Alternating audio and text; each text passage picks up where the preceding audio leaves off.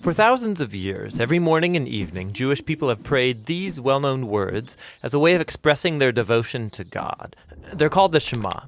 Hear, O Israel, the Lord is our God, the Lord is one. And as for you, you shall love the Lord your God with all of your heart, with all of your soul, and with all of your strength. We're going to look at the second key word here, Lord, written in all capital letters. This is the personal name of Israel's God. We first learn the meaning of this name in the story of Moses and the burning bush in the book of Exodus chapter 3. God appears to Moses and he commissions him to liberate the Israelites from slavery.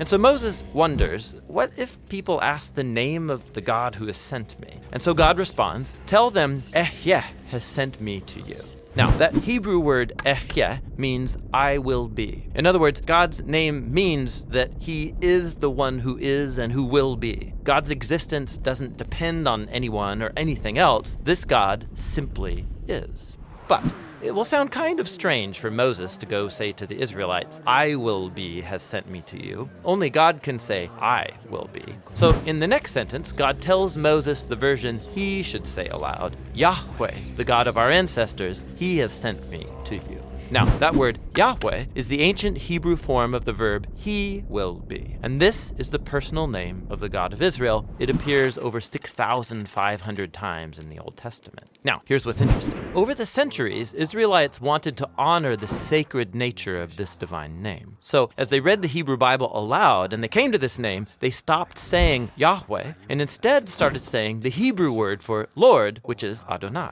Now, this practice has been continued throughout the centuries, and so later, when people started translating the Bible into English, they adopted the same practice. Instead of spelling out the divine name, they translated it as Lord, spelled in all capital letters. Okay, you got that?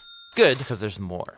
Ancient Jewish scribes wanted to prevent anyone from even accidentally saying this name aloud when you read the Hebrew Bible. And so they came up with a visual device to remind you to make sure you say Adonai. They took the 4 consonant letters of the divine name. These letters correspond to our English letters, YHWH. Then they inserted the 3 vowels from the word Adonai and combined these together to create an artificial hybrid word, which if you pronounced it, it would say Yahuwah, but no Israelite ever said Yahuwah. It's simply a visual reminder to say the word Adonai. Now, it gets more interesting. Much later, Christian scribes came along who didn't know that Yahuwah was an artificial word, and so they began to say it aloud and spell it in their writings. This is the word that eventually entered into English as Jehovah. It's a word many people still use today.